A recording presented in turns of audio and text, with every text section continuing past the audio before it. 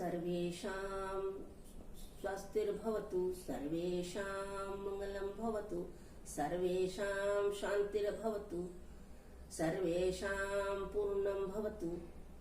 ओम शांति शांति शांति। नमस्ते, मैं डॉक्टर शोभा पांडे, विभागाध्यक्ष संस्कृत विभाग, महिला कॉलेज डालमिया नगर। आज मैं बीए पार्ट 3 के सिलेबस के अनुसार काव्य दीपिका नामक पुस्तक का शुभारंभ कर रही हूँ। सबसे पहले तो हमें यह देख लेना है कि काव्य है क्या, क्योंकि काव्य से जुड़ा हुआ यह पुस्तक है। काव्य दीपिका को हम काव्य प्रकाशिका भी अपनी भाषा में कह सकते हैं। तो काव्य है क्या? काव्य साहित्य की वह विधा है जिसमें किसी कहानी को अथवा किसी के मनोभाव को कलात्मक ढंग से किसी भाषा में अभिव्यक्त किया जा सके या अभिव्यक्त किया जाता है, उसे हम काव्य कहते हैं। सर्वप्रथम वाल्मीकि ऋषि के मन में करुण रस का आविर्भाव हुआ। करुण रस का आविर्भाव तब हुआ जब उन्होंने क्रौंच मिथुन को बिलखते हुए देखा। तब उनके मन में, उनके हृदय में अचानक करुण रस की धारा प्रवाहमान होने लगी। तभी उन्होंने एक काव्य की रचना की और उस काव्य का नाम है रामायण। रामायण एक आदर्श काव्य माना जाने लगा और वह आदि काव्य के नाम से दुनिया में प्रसिद्ध हुआ। उसके बाद तो अनेक विद्वानों ने अनेक काव्यों की रचना की।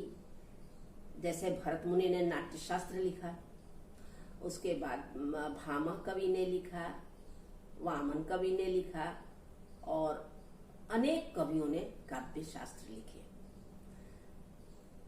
जैसा कि हम देखते हैं काव्य दीपिका में काव्य प्रकाश से और साहित्य दर्पण से और काव्य आदर्श से ही ज्यादा श्लोक या सिद्धांत लिए गए हैं। तो हम देखते हैं कि इन कवियों ने जो प्रस्तुत किया है वह सचमुच में पढ़ने योग्य है। उनकी भाषा, लेकिन इन विद्वानों ने जो पुस्तक लिखी या ग्रंथ लिखे, उनकी भाषा थोड़ी कठिन थी, थोड़ी दुरूह थी।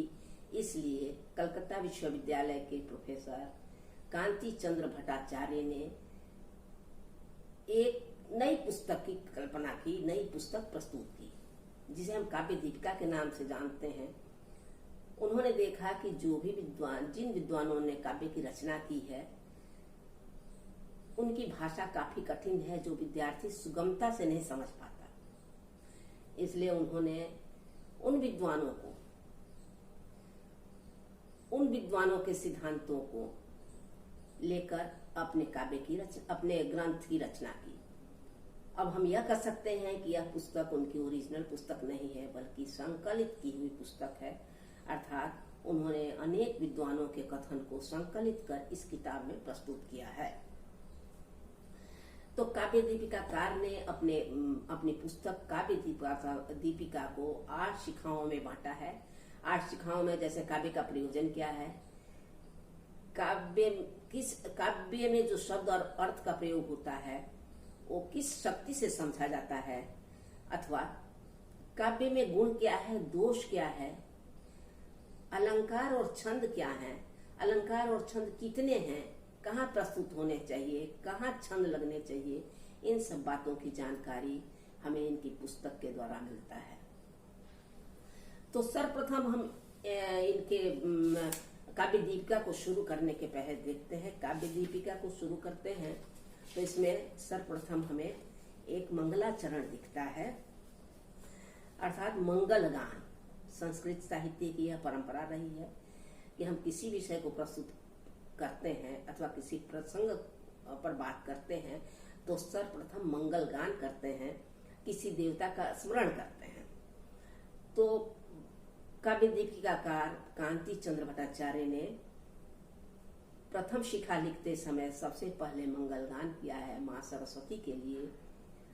तो यह मंगल गान ऐसे हम प्रस्तुत करते हैं। मातरम हृदय ध्यात्वा विशद अम्बुज वासिनीम बालानाम सुख बोधाय क्रियते काव्य दीपिका। मातरम हृदय ध्यात्वा अर्थात माता को हृदय में रख करके, हृदय में ध्यान करके, धारण करके, विशद अम्बुज वासिनी, किस माता को?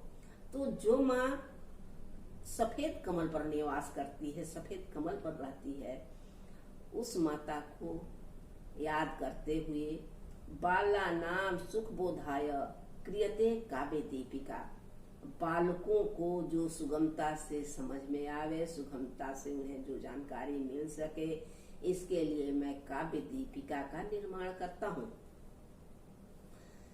कांति चंद्र भट्टाचार्य ने यह पुस्तक प्रस्तुत करते समय कहा है कि काव्य दीपिका मैंने इसलिए लिखा है ताकि विद्यार्थीगण आसानी से